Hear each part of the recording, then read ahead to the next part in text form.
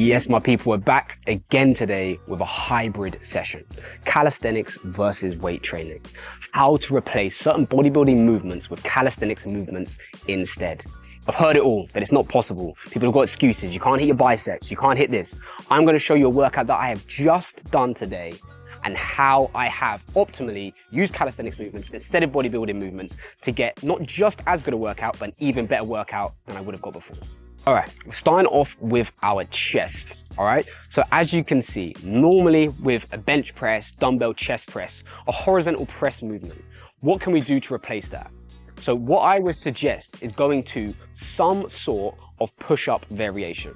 Now we have options here, but today what we're gonna show you is a ring push-up. Ring push-ups are so effective, not just because of it's a push-up, but also we're using our core. Not, again, just because it's in a push-up position, but those rings, adding that instability means that we ourselves need to add stability ourselves. When we're on a bench, that stability has already been given to us. We don't have to stabilize ourselves because the bench is bringing that. Whereas with these ring push-ups, you are already having to gain that yourself. So your core is moving way harder. Every time you do a rep here, I want those rings to tap each other, all right? To start with, if we're struggling, put your feet nice and wide so you've got a really stable base. And then as you get better, bring those feet together, all right? And it's gonna make it that bit harder. Right, now to our next really traditional bodybuilding movement, and that is our bent over row, okay? So with that bent over row, hitting our mid back, really using a hinge position as well, so our hamstrings are having to stabilize. What we're gonna do to use a variation that is so similar to this is an Australian row. Now, first up, you're gonna start with those feet together, a little bit of a bent knee, and driving those rings all the way up so that our shoulders touch the rings. Lead with the elbows like you would with a bent over row to really get that engagement on the back. Now, to make it harder, you're gonna straighten those legs out. Now we're in a complete horizontal position, and our core, again, is having to work so much harder here than we would in your traditional bodybuilding bent over row, because we're having to add that stability ourselves, because those rings are already unstable themselves, all right?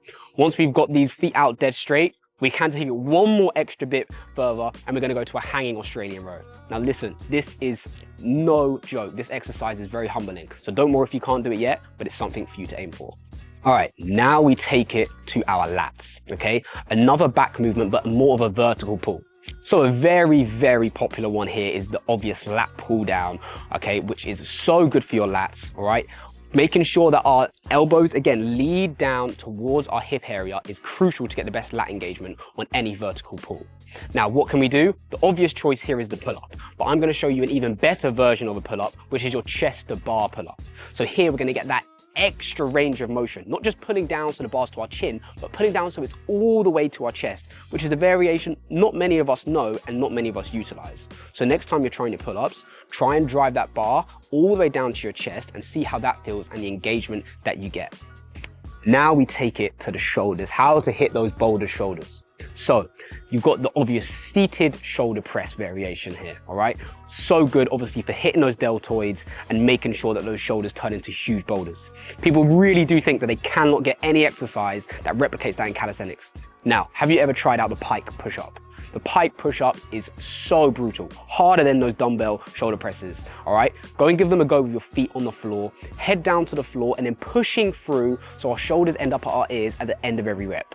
And if you think that's not hard enough, then take your feet on top of a bench to elevate it, and that is gonna be even harder and more stress onto your shoulders. Again, what this is also great for is building up flexibility in the hamstrings and the shoulders in that flex position.